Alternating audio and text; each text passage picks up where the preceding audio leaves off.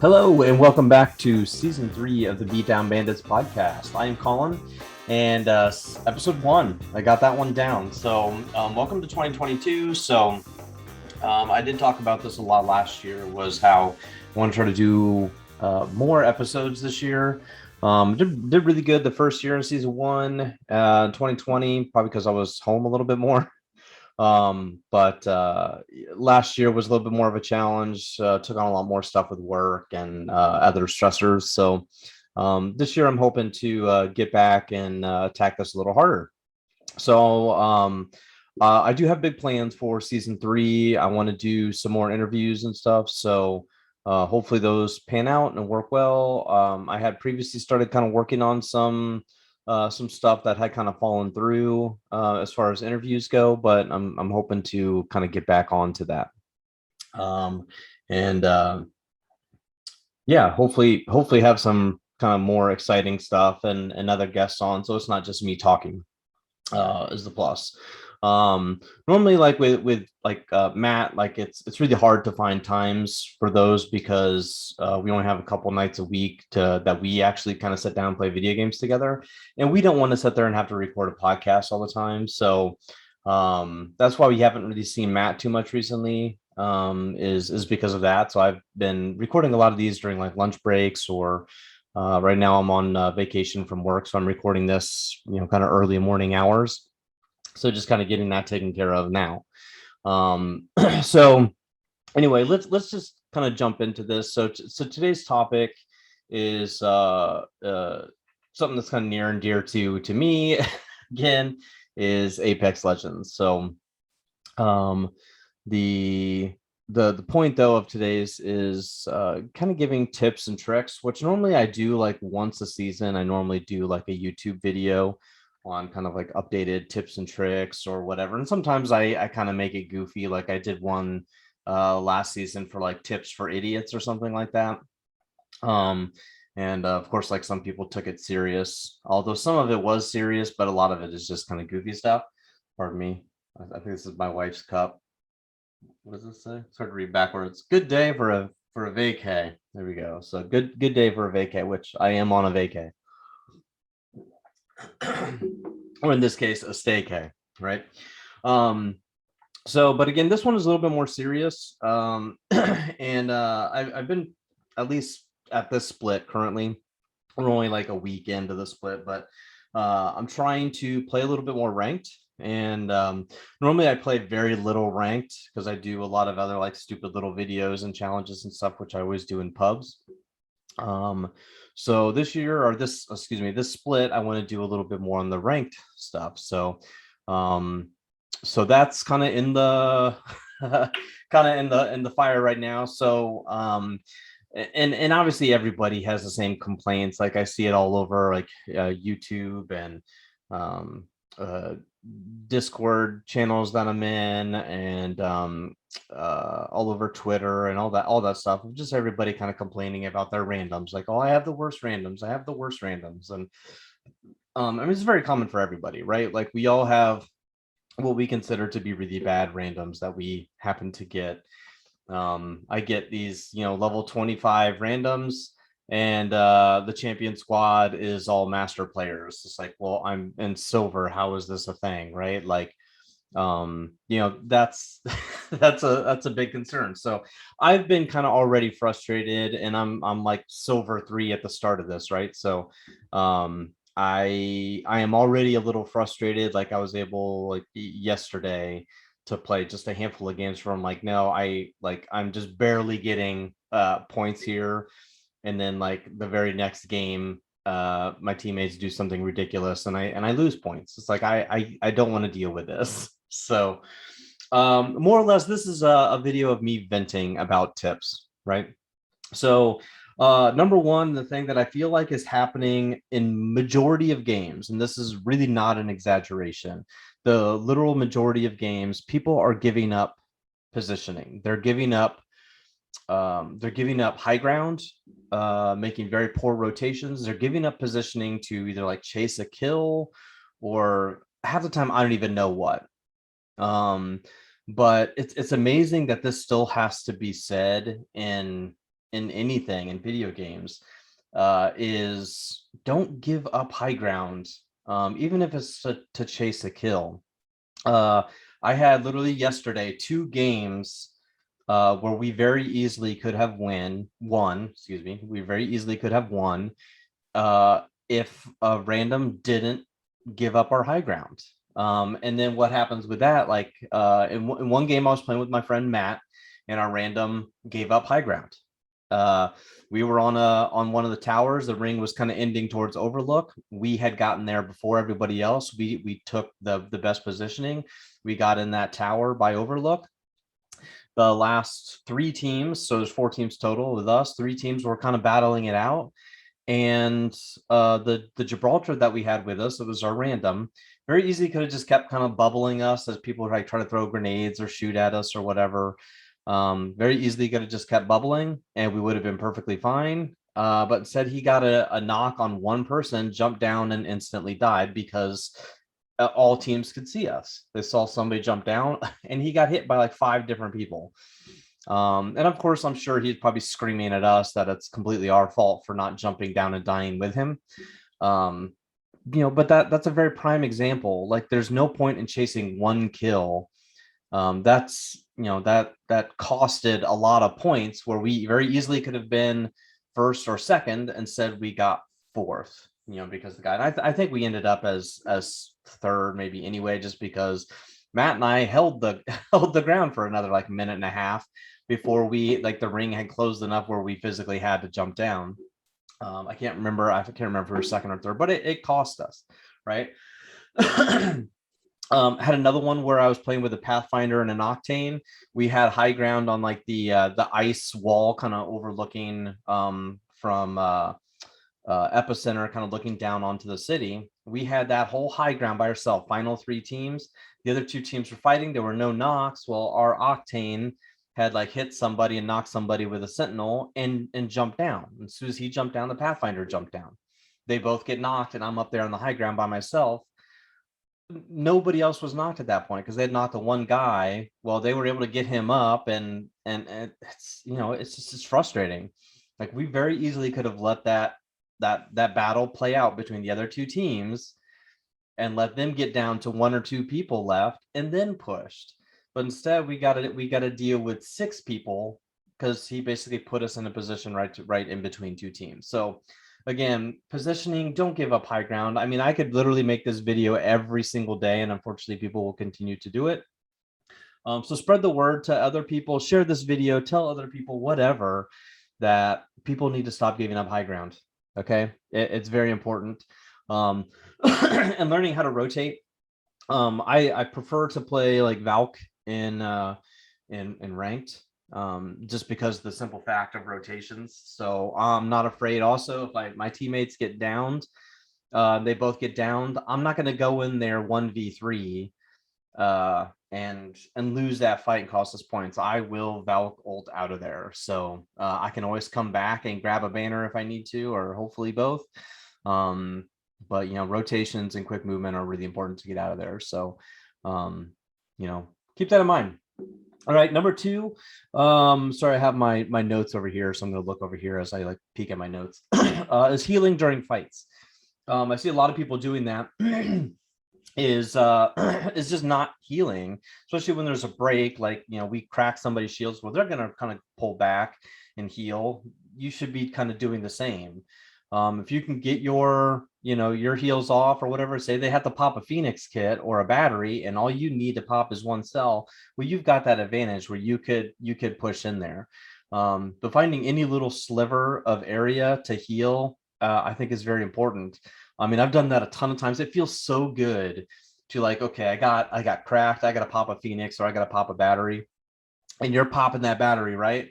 And this right before you pop that battery completely, an enemy starts shooting at you and you start taking damage, but then you pop a battery. So they just did all this damage to you, but now you're full health again. That's really that's really awesome. It feels really good. And it's now it's on, right? So learning to heal during fights, taking that cover, but being mindful and having that game sense of where people are. There's no point in popping a battery or a shield cell or whatever when somebody can literally see you, or they're right beside you.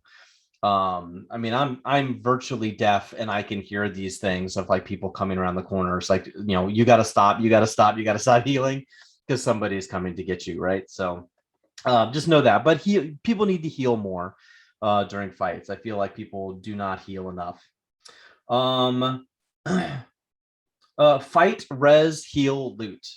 So like that's a priority I put on a battle, is fighting, then resing, then healing, then loot.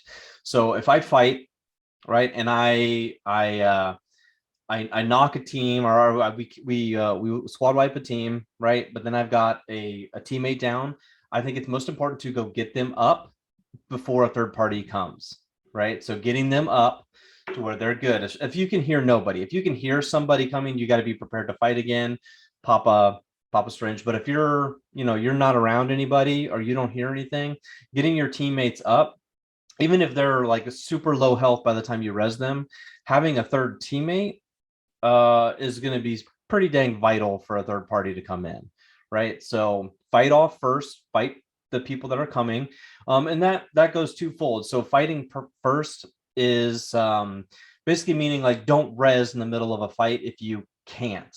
I know there's plenty of people out there who who are just maybe just afraid to fight, like they're not comfortable trying to fight one-on-one or a 1v2. I mean, I'm going to lose 9 times out of 10 in a 1v2, but I will lose 100% of the time if I just sit there and try to res somebody while 2 people are getting ready to shoot at, or in the middle of shooting at me.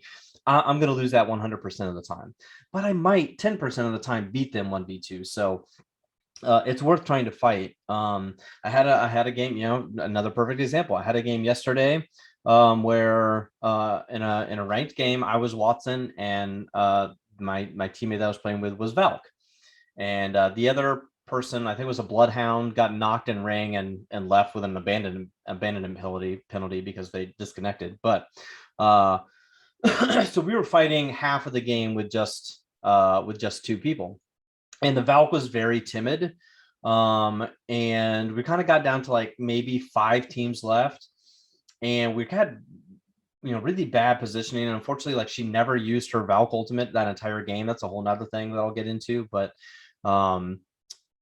she kind of was able to like go and hide in a corner as Watson. That was really difficult for me to kind of rotate and get to her. Anyway, we get there, and I suspect of where we were, there was a train cart of where we were kind of hiding, that I suspected that somebody might be actually in there ratting, because I couldn't account for all the teams. So I kind of go over there and find a Valk that was actually ratting.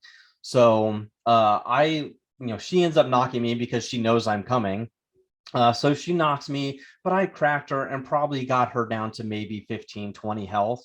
So she was a good, 1 or 2 shots is all that's needed. So I have my mic on, and I let my Valk know, who was pretty dang close, to say, hey, this Valk over here is probably 1 or 2 shots. Like, just come over here and shoot. That's all you got to do. And so I'm backing up to her, but of course my Valk is like pinging, like, for me to come back so she can res. And I'm like, oh, this is suicide, because I can hear the Valk like popping a Phoenix or a battery. I'm like, well, she's going to be fully healed by the time I get back there. So I get back to my Valk. The other Valk is already healed. The Valk starts resing me, and we both die.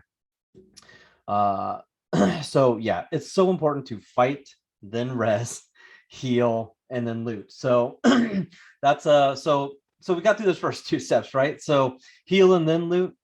A lot of people, I find, that if they do res, sometimes they will loot and then res. Problem is like, now the other person may not have the heals. You have all the heals, and now you got that drama going on. So get your teammates up, and then heal, and then loot. I've wiped teams before, or whatever, like our team does, and then I've, like, my 2 teammates 2 minutes later have still not healed. Like, we've gone through all this stuff, and or like a third party comes super late, and it's like, you had time to pop 8 Phoenix kits and you haven't done that yet. And so now they're fighting with half health. So heal and then loot. I know everybody wants the world's best loot, but that's a tip that's kind of been beaten down. There's some people who are just never going to be good looters, and that's just the way it's going to be. But that tip has been beaten like a dead horse, right? So people just love to loot and are just going to be slow about those things. But heal first and then grab whatever loot you need, please. Use your abilities. So as I talked about with that Valk, I feel like Valk is maybe the worst legend when it comes to using the abilities, because I think people are so used to just her passive of being able to fly that they don't use everything else. They don't use the little missile swarm very often, and honestly, I almost forget about it a lot because I'm so used to her. Like, her ability is to fly, right? So you get so used to that. Now I use her ultimate all the time. I love her ultimate. I think it's amazing. It's really tough late ring, but honestly, as long as it's not pro leagues, I feel like Valk's ultimate is one of the best. Especially the ability to scan enemies and finding like, oh, there's a solo right here. Let's land on them and get this person. So use the abilities, right? And so for all you Valks out there, remember you have 3 abilities. But I feel like anytime that I don't get a pick Valk in ranked, here recently I've mixed between Valk and Watson. I feel like if the random is going to be Valk, we're just never going to use that ultimate ability.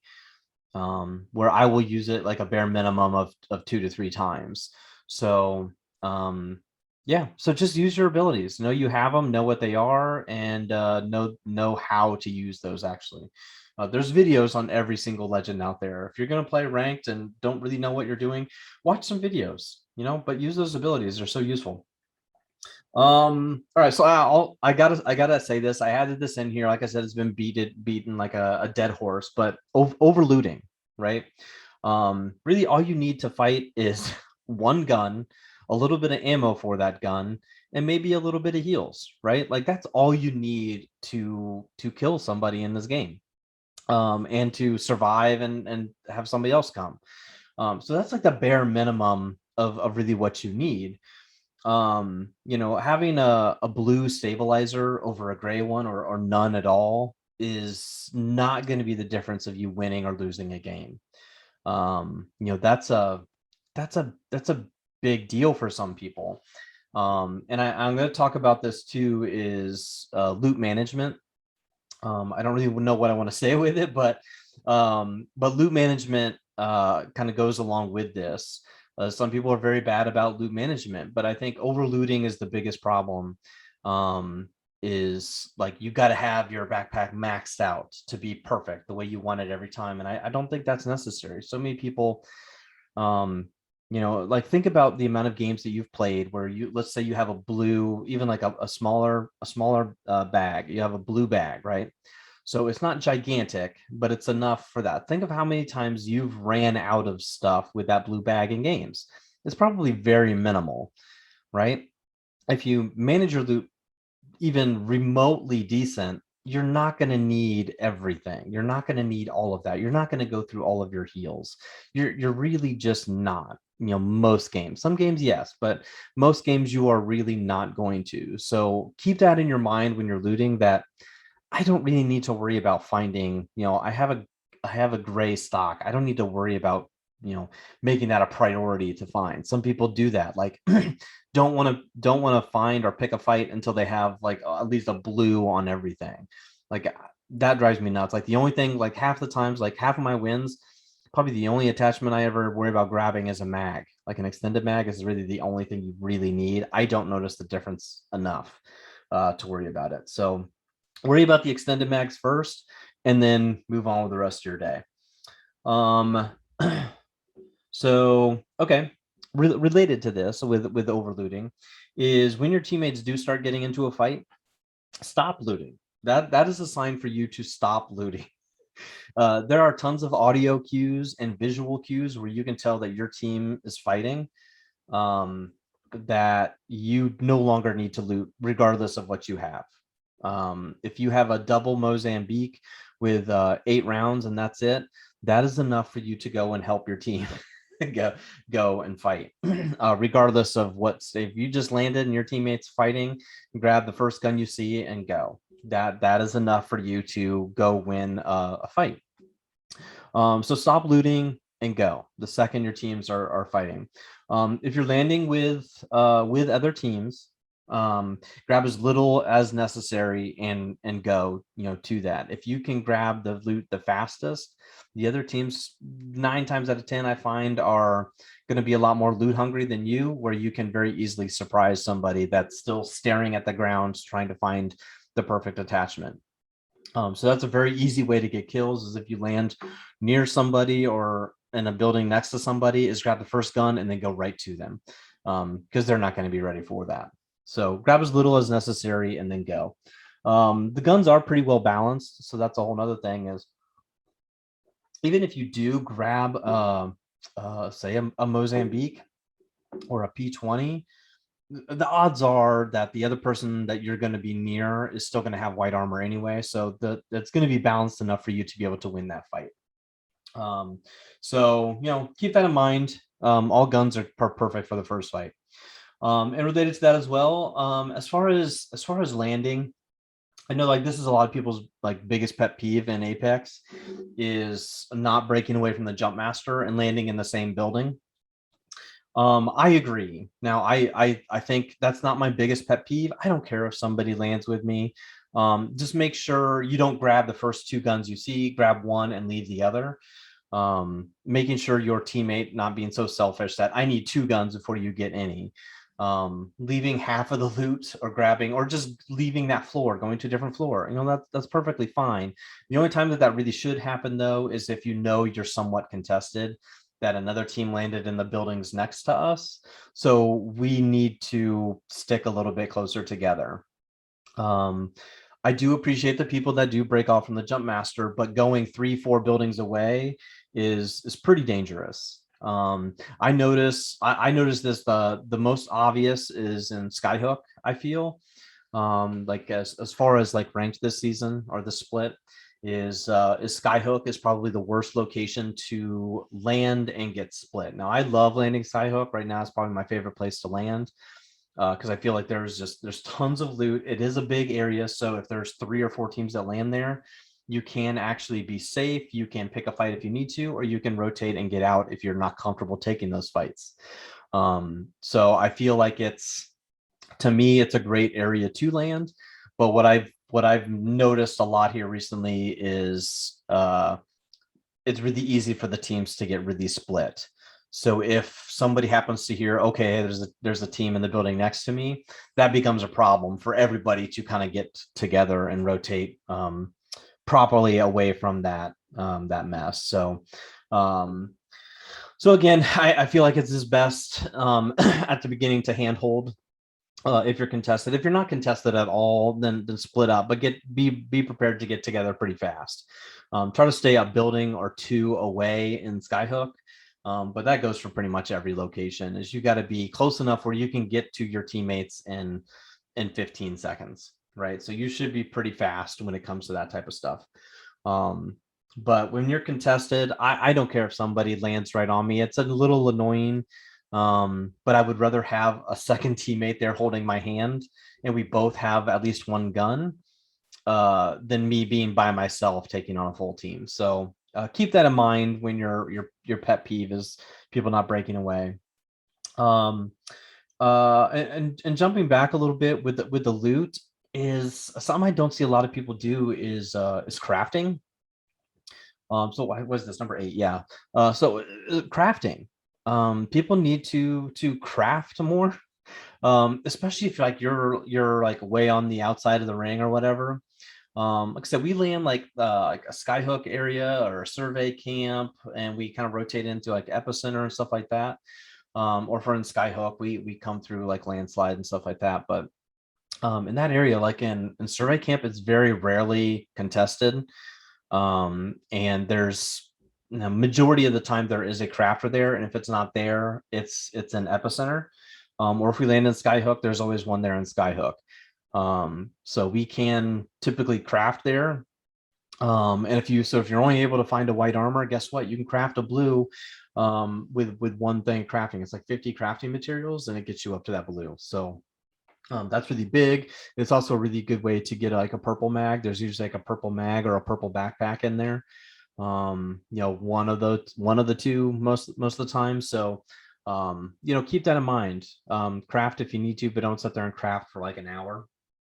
But get those things. It does make things a lot easier if you can get those.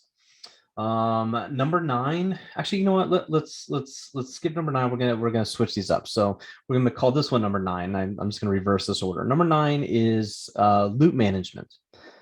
Right. So we've already talked about looting and over looting. Is now is like loot actual loot management.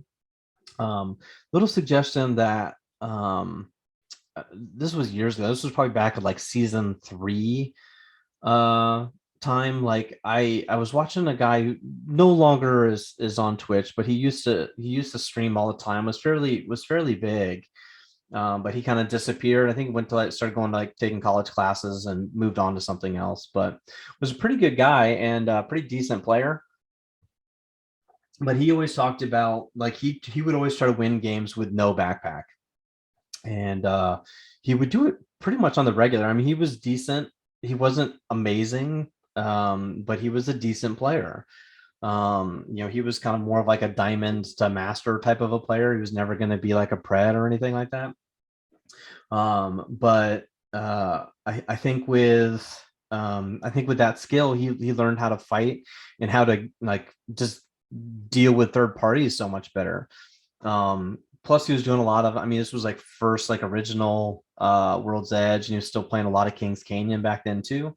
So being able to deal with third parties and not having to worry about loot was, became like his advantage. Like he didn't have to sit there at a death box and loot for 2 minutes. He was in a death box for 2 seconds. And so I think that was really good for him. And so I always liked that advice. Like I always thought that was really good of trying to deal with the game with the smallest backpack possible. And I mentioned this earlier, was how many games have you won or gotten to like say the end game or the final 2 or 3 teams where loot is like a problem? Most of the time it's really not. Like I have enough heals to survive. I might be down to like 1 bat, 1 med kit, 1 or 2 syringes, a cell or 2, something like that, and maybe not a whole lot of ammo for my like 1 gun, right? But probably my 2nd gun I still have enough loot or enough ammo for, right? Like, so it can become like an issue, but most of the time it's really not. Always keep that in mind when you are looting, that you don't always have to have like the perfect amount, and try to limit yourself to to the correct amount of things, right? Like you never want to have to me, some people prefer to have like 4 med kits. To me, like I think 2 med kits, I kind of go by those rules: 2 med kits, 4 syringes, 8 cells, and however many bats you can carry. If 4 is probably good. If you get in a lot of fights, you're probably going to want more like 6. But for me, 4 bats is fine, 8 cells is fine. If you get a gold armor, drop your bats to your teammates and try to carry like 16 cells, right? Like those are so much more important, and you can probably get rid of some med kits and carry a couple extra syringes because those are a little bit easier to manage, right? So I always make those recommendations to people. Limit your stuff to that. Especially if you like shotguns, and that makes inventory management so much easier, right? You only need like 1 stack of shotgun stuff, and then you can run around with 300 ammo. But the people who run around with 300, 400 rounds, think of how many games you've actually went through all of that, right? It's probably not many. So keep that in mind. Try to loot less and try to keep a slot or 2 empty in your bag, right? Like, so you can have nades and you can kind of pick those things up. Try to run with like 1 less stack of ammo and don't worry about picking up so much type of stuff. So like I said, I think in general, just speeding up that loop process is so much more effective for people. It lets you get in fights a little bit more often. It prepares you for fights a little bit more often, and it makes you overall better, I think. It keeps you near your team. So finally, last thing is overextending or not extending at all. That's something I've become a little bit more aware of on myself. Every single person is guilty of this. I do it. My teammates do it. My randoms do it. Everybody does this, but I've become a lot more aware of it. So I try to tell my like teammates. So normally I play with my buddy Matt, and so I try to coach him a little bit as we go along, or try to be like that IGL of our team of like, we're going to rotate this way, we're going to do this, we're going to do that. And so I kind of like, I want, for lack of a better term, kind of boss him around of do this, do that, go here, come here. And but I've noticed like when I cost games or he costs games, it's usually one of us overextending is usually like the cause of it. And if we're not overextending, the opposite is not extending enough. So let's say two are pushing and one is just left way behind. That can also cost a game because that person's going to get back behind themselves, and get attacked by a team, and they're solo by themselves, or they're not going to be up fast enough. The other two people are fighting 2v3, and that third person's coming along way too, like they're just way behind. So that's a whole nother concern and a whole nother problem, is just trying to get up there fast enough. But overextending, I think is a bigger factor of just pushing up a little too far, and it's kind of giving up cover a little bit to, oh, I'm able to get these guys really good. I can light up this guy really, really good. And it opens you up to all sorts of worlds of hurt from other teams, their teammates, and all sorts of stuff. So I've noticed it quite a bit. So just be aware of when you're doing that. You're pushing just a little bit too hard, or you get a knock and you're pushing, but you notice you're pushing by yourself and your teammates are not. You've now unfortunately overextended a little bit, because now you're going to be fighting 1v2 while your teammates should probably be coming with you, but they're not. So now you've almost kind of like screwed yourself by accidentally overextending. So just be aware of that. Hand holding is so much more effective in this game. Fighting, and having three people shoot one person is so much better than trying to take on three people by yourself. So do your best to handhold, do your best to stay with your team. Like I said, like normally, like if I play trios or I'm playing ranked, I usually play with just one friend, and he's a little bit slower. He's a slower looter and drags behind a little bit. He's not super fast. And then we'll play with a random. So I try to end up like, in half of the time I feel like the random is just going off and doing their own thing, and they're out a whole nother POI. So I try to play like in the middle in between the two.